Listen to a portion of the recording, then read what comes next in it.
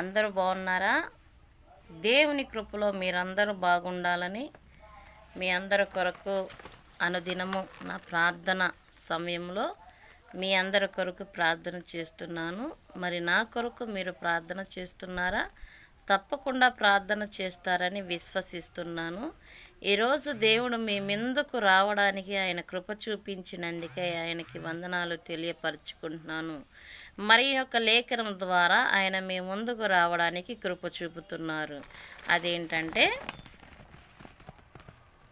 2 దశలోనికి 2:13లో రక్షణ పొందుటకు దేవుడు ఆది నుండి మిమ్మును ఏర్పరచుకొనెను.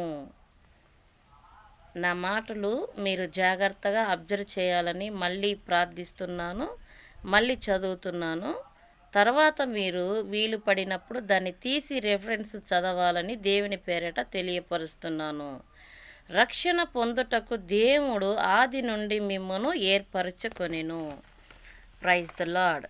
ఈరోజు లోకానుసారంలో అనేక వ్యవధులు తిరుగుతున్న కొంతమంది అంటుంటారు కదా, ఒకప్పుడు ఉన్న విధానం నీలో లేదు ఏమిటని. ఒకప్పుడు అబద్ధాలు ఆడేవాడివి, ఒకప్పుడు దొంగతనం చేసేవాడివి, ఒకప్పుడు మాట మీద నుంచునే వ్యక్తివి కాదు, ఒకప్పుడు నీ యొక్క దృష్టి బాగాలేదు, నీ చూపు బాగాలేదు, నీ డ్రెస్సింగ్ బాగాలేదు, మరి నీ ప్రవర్తన అంతా కూడా ఒక డిఫరెంట్గా ఉండేది. కానీ ఇప్పుడు నీలో ఒక కొత్త మనిషిని చూస్తున్నాను అని చాలామంది నీ గురించి సాక్ష్యం ఇస్తుంటారు కదూ. మరేమీ లేదు. వారికి తెలియపరచాల్సిన విషయం ఏంటంటే, అప్పుడు మీరేం చూపించాలంటే 2 దశలోనికిలో మరి దేవుడు 2 దశలోనికి 2:13లో మరి ఈ లేఖనాన్ని మీరు చదివి వారికి తప్పకుండా వినిపించండి.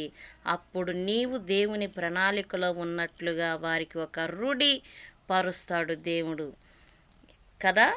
చాలా ఈ రోజుల్లో అనేకమైన పరిస్థితుల గుండా మనం వెళ్తూ ఉంటాం. కానీ ప్రతిదీ కూడా దేవుని సన్నిధి మీద, దేవుని వాక్యం మీద ఆధారపడినట్లయితే దేవుడు మీ జీవితాన్ని తప్పకుండా నూతనమైన మలుపుకి ఆయన మలిపించడానికి సిద్ధంగా ఉన్నాడు. మరి నీవు సిద్ధంగా ఉన్నావా?